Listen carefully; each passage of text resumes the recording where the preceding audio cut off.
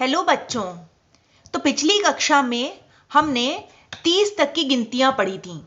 आज संस्कृत के संख्यावाची शब्दों का फिर हम अध्ययन करेंगे और 30 से आगे यानी कि 50 तक की गिनती हम सीखेंगे। तो 30 के बाद आता है 31। इसी प्रकार से हम तालिका बना लेते हैं। इसमें सबसे पहले हम अंग्रेजी की गिनतियां लिखेंगे। यहां नंबरिंग कर लेते हैं। 31, 32, 33, 34, 35, 36, 37, 38, 39 और 40। अंग्रेजी में इसको कैसे लिखेंगे? 31, 32, 33, 34,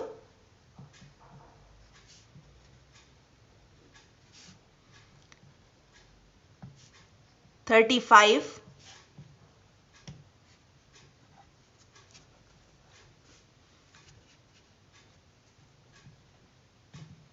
36,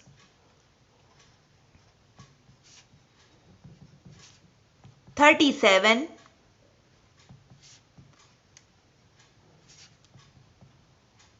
38,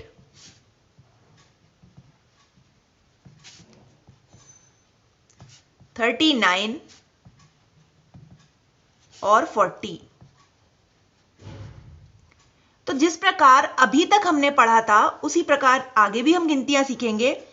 अब इन गिनतियों को क्रमशः हिंदी और संस्कृत में भी कैसे लिखा जाता है और पढ़ा जाता है ये सीखते हैं। तो सबसे पहले 31 को हिंदी में लिखेंगे 31। 31 ये हो गया हिंदी का। अब संस्कृत में आते हैं तो 31 को संस्कृत में लिखेंगे एक त्रिंशतः। एक त्रिंशत। त्रिंशत मतलब 30 और 30 के बाद की जो गिनतियां होंगी उसमें क्रमशः 1, 2, 3 ये जुड़ते जाएंगे और फिर आगे की गिनती बनेगी। 32 32 ये हिंदी में हो गया 32। इसको संस्कृत में लिखेंगे द्वित्रिंशत अथवा द्वात्रिंशत।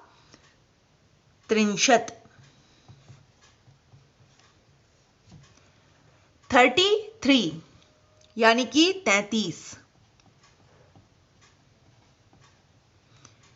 बच्चों संस्कृत के साथ साथ हिंदी की गिनतियां आना भी बहुत जरूरी है। आपको एटलीस्ट 100 तक तो गिनतियां हर बच्चे को पता होनी चाहिए हिंदी में भी। संस्कृत में आएगा त्रयस्त्रिंशत। त्रयस्त्रिंशत। थोड़ा सा यदि हम ध्यान से पढ़ेंगे तो हमें बहुत ही सरलता से ही गिनतियां याद हो जाएंगी। 34 34,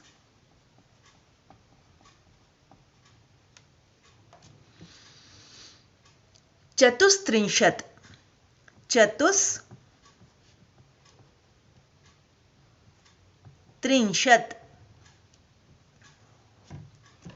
35 35,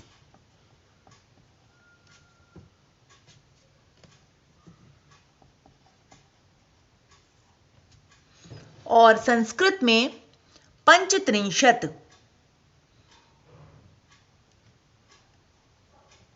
पंचत्रिंशत।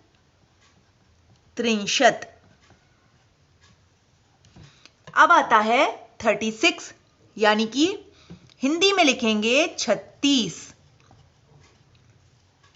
और संस्कृत में षट्विंशत। बहुत ही सरल है। षट तो मालूम है आपको 6 के लिए आता है और त्रिंशत 30 के लिए, तो बन गया षट्त्रिंशत यानी कि 36 36।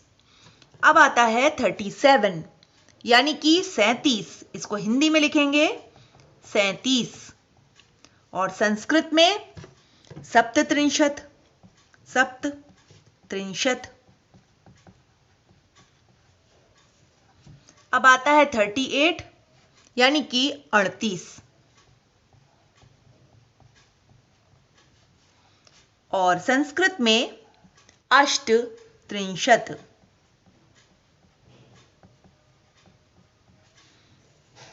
तक की गिनती हमने पढ़ ली। अब बची है 39 और 40।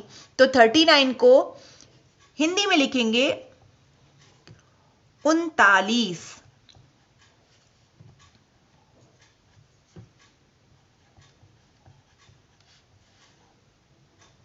और संस्कृत में लिखेंगे नवत्रिंशत्। मुझे लग रहा है कि संस्कृत में ज्यादा सरल है हिंदी के मुकाबले। देखिए 39 और संस्कृत में त्रिंशत् के आगे सारे वो लगते जा रहे हैं, सारी संख्याएं, तो इजीली याद हो जाएगा। इसको याद करने की ट्रिक भी यही है बच्चों कि आप इसका जो मूल शब्द है, जैसे 30 के लिए त्रिंशत् आता है, वो याद रखें। उसके बाद सब में आगे नंबर जोड़ते जाइए, 1 2 3 4। लेकिन कहीं पे परिवर्तन भी है, ये भी ध्यान रखिएगा। द्वात्रिंशत् है, यहाँ पे त्रयस्त्रिंशत् है, 34 में चतुस्त्रिंशत् है। थोड़ा सा ध्यान इसमें देना पड़ेगा। अब आता है 40 मतलब 40। हिंदी में लिखेंगे 40 और संस्कृत में आएगा चत्वारिंशत्। देखिए ये थोड़ा परिवर्तित है, चत्वारिंशत्।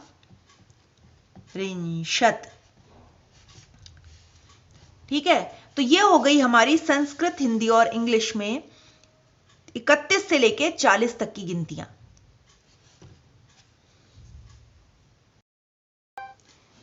चलिए बच्चों, अब हम आगे की गिनती पढ़ते हैं। तो पहले मैंने इसी प्रकार से नंबरिंग कर ली है और इस नंबरिंग को करने के बाद हम सबसे पहले अंग्रेजी में इन गिनतियों को क्या कहते हैं ये देखते हैं। तो सबसे पहले 41, 40 के बाद आता है 41। इसको लिख लेते हैं इसी प्रकार से 41, 42,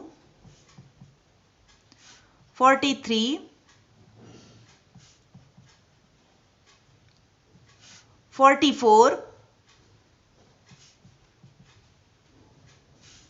45,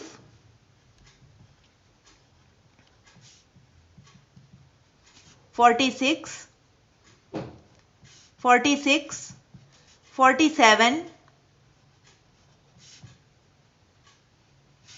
48, 49 और 50। इन संख्याओं से तो आप परिचित होंगे ही। अब इन्हें हिंदी में कैसे लिखते हैं ये देख लेते हैं। तो 41 को हिंदी में लिखेंगे 41, 41। ये हो गया 41। अब इसका संस्कृत में देखते हैं क्या बनता है रूप। एक चत्वारिंशत्। देखिए चत्वारिंशत् हमने पढ़ा था 40 के लिए, अब 41 के लिए आया, सिर्फ आगे एक लगा है। देखिए एक, बाकी पूरा शब्द वही है, चत्वारिंशत्। यह आ गया आपका 41। अब आता है 42। 42 को हिंदी में बोलेंगे 42। ये हो गया 42। इसको संस्कृत में लिखेंगे द्विचत्वारिंशत्। द्विचत्वारिंशत्।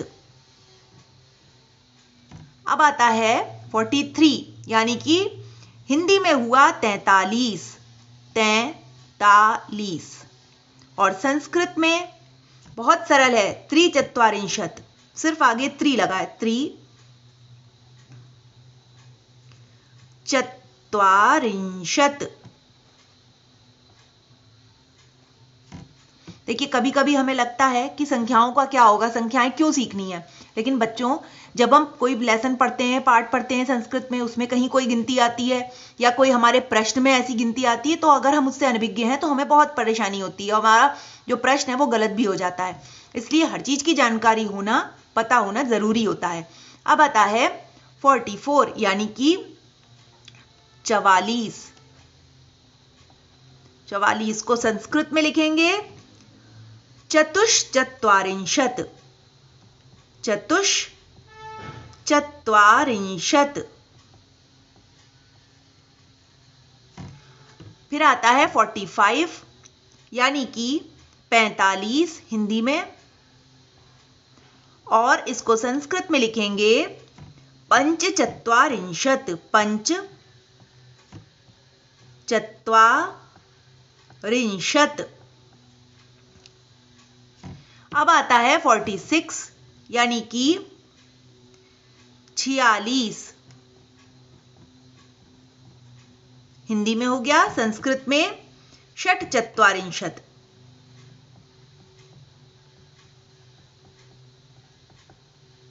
ये हो गया संस्कृत में। अब आता है 47 यानी कि 47। 47 को संस्कृत में लिखेंगे सप्तचत्वारिंशत्।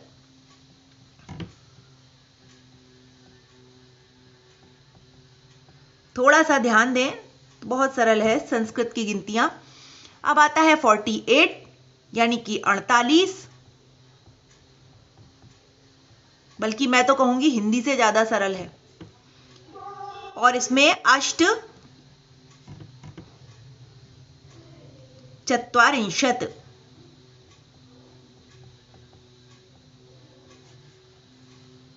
और 49 49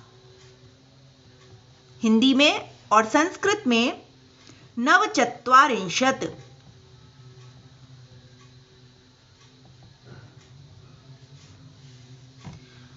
अब बचा 50। इंग्लिश में 50, हिंदी में 50 और संस्कृत में होगा 50। 50। तो ये हो गई 50 तक की गिनतियां। तो बच्चों, आगे की क्लास के लिए आप मेरा चैनल सब्सक्राइब करिए और इसी प्रकार के उपयोगी वीडियोस का फायदा उठाइए। क्योंकि अब एग्जाम आने वाले हैं, एग्जाम में आपको इन सब की बहुत आवश्यकता भी पड़ने वाली है।